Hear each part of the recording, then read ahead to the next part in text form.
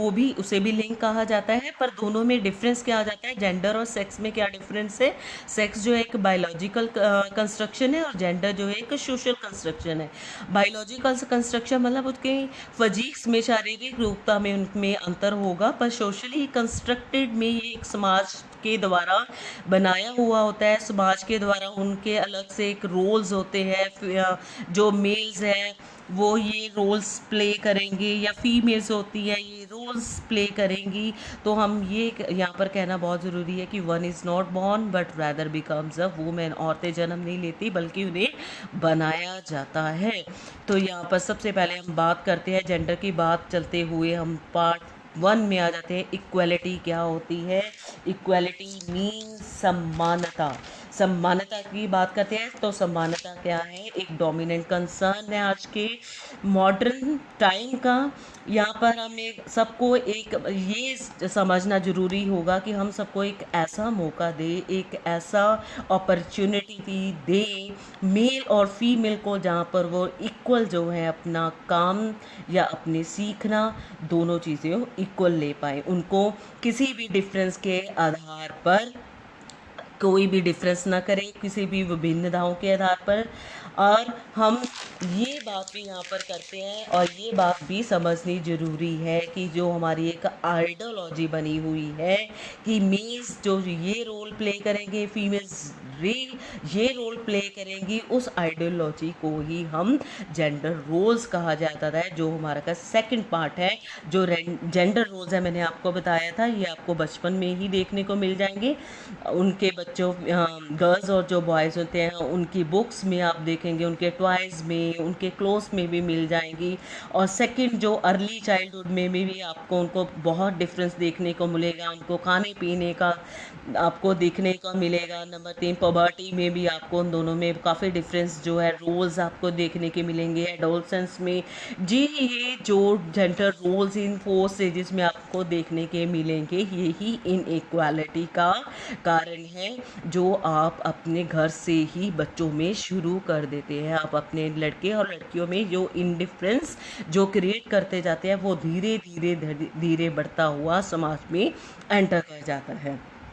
अब बात करते हैं, ये जो जेंडर रोल्स हैं उनके लिए हमने अपॉर्चुनिटी देनी है, उनको मौके देने हैं, उनके राइट्स में, उनके वर्किंग में, वर्किंग आवर्स में, उनकी पे या उनको सैलरी में हम कह सकते हैं कि हमें कोई भी डिफरेंस क्रिएट जो नहीं करना चाहिए। ये सारे के सारे आपके डिफरेंस भी आ जाते हैं और इनइक्वालिटी के भी आप रीज़न जो है आप लिख सकते हैं एग्ज़ाम में। इसके रिलेटेड कोई भी क्वेश्चन आता है तो आप इजीली से लिख सकते हो। तो उसके बाद हमारा नेक्स्ट था, थर्ड था, कहा जाता है बायस, जेंडर बायस। जेंडर बायस क्या है, जो फीमेल्स और मेल्स को इक्वलिटी लाने के लिए जो आपकी बायस आती है, बाध्यताएं आ रही हैं, रुकावटें आ रही हैं। वो रुकावटें सबसे पहले क्या आ रही है कि इम्पोर्टेंस देन फीमेल्स, जो मेल्स हैं उन्हें ज़्यादा जो है क्या दिया जा रहा है, इम्पॉर्टेंस दी जा रही है। जैसे हमने एक पॉइंट लिया था स्पीच। स्पीच यहाँ पर आप कह सकती हो कि यदि उनका बोलने का एक तरीका, एक कॉन्फिडेंस जो है मेल को ज़्यादा अच्छा समझा जाता है फीमेल से, ठीक है। पर ये फिनोमिया हम देखें तो हैज़ बीन चेंज, ये चेंज हो चुका है बट नॉट कंप्लीट प्रॉपर, क्योंकि आज भी आपको ये जो इनइक्वालिटी है ये आपको काफ़ी आपको देखने को मिल सकती है। इवन दैट कि आपको यहाँ पर एक छोटी सी एग्जांपल मैंने देना चाहूँगी कि ये आपको एग्जांपल आपके बुक्स में भी दिखाई देंगी। यदि किसी भी बच्चे को यहाँ पे बुक्स में कुछ फीमेल्स और मेल्स के जो इनडिफरेंस है, इनइक्वालिटी है, प्लीज़ इस एग्जाम्पल को खुद बनाएं और बनाने के बाद प्लीज़ मुझे मेरे व्हाट्सअप नंबर पर, जो कि आपको सबके सारे के पास है, 9592007749 पर आप मुझे प्लीज़ एज ए होमवर्क समझकर इस इनडिफरेंस को प्लीज़ आप ज़रूर बताइएगा। तो आगे हम चलते हैं, स्टीरियोटाइपिंग, रूढ़िवादी की बात करते हैं। स्टीरियोटाइपिंग टाइपिंग क्या थी, जो कि आपके पूर्वजों से चली हुई, आपके दादी दादा से, आपके माता पिता में आती है, तो उसको भी प्रैक्टिकल आपके रूप में आपके ऊपर किया जाता है। तो वही चीज़ें जो आप अपनी कमिंग जनरेशन के ऊपर भी ऑब्वियसली करोगे। स्टीरियोटाइप्स क्या होता है, refer to our pre conceive notions about some person और group. It is done both at the conscious and unconscious level.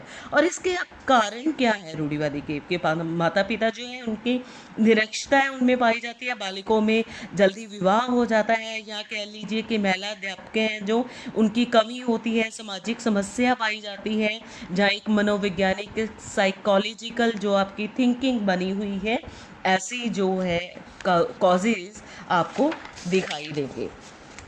तो आगे हम बात करते हैं, ये तो हो चुका है आपके समाज द्वारा। एक आपको छोटे से यहाँ पे डिस्कस करना चाहती हूँ आपके साथ, एक गवर्नमेंट स्टेप्स की बात करेंगे तो सबसे पहले आता है RDHP योजना, ठीक है, प्लानिंग। अब ये RDHP प्लानिंग है, इसमें आपको पूरा इनको इनक्वालिटी को दूर करने का, मेल्स और फीमेल्स को इक्वलिटी देने का प्रयास किया गया है। यहाँ एक और आपको प्लानिंग बताती हूँ, हमारी बेटी, ये इस तरह की प्लानिंग्स होगी और भी बहुत सारी होगी। अब मेरे ध्यान में एक और आ रही है, बेटी बचाओ बेटी पढ़ाओ। आपको यदि और भी इस तरह की कोई भी नेट में आप जाकर देखेंगे, आपको प्लानिंग्स है उसमें देखना, आपको काफ़ी सारी मिल जाएंगी, उस पर सर्च करके देखना, तो आपको वहाँ पे पता चल जाएगा कि गवर्नमेंट स्टेप जो है काफ़ी सारे लिए गए हैं मेल्स और फीमेल्स दोनों में इक्वालिटी लाने की, उन फीमेल्स को जो है ज़्यादा इम्पोर्टेंस देने की बातें की गई हैं। अब हमारी बात लास्ट में आ जाती है, क्योंकि आप देखो बीएड कर रहे हो, तो बीएड करते हुए मीन्स आप एक टीचर हो, एक स्टूडेंट नहीं हो, तो यहाँ पर आपकी और मेरी एक ड्यूटीज़ बन जाती है, ड्यूटी ऑफ टीचर। अब ड्यूटी ऑफ टीचर्स क्या है कि क्या ऑब्जर्व करना है, क्लास में ऑब्जर्व करना है और क्रिएट्स करना है।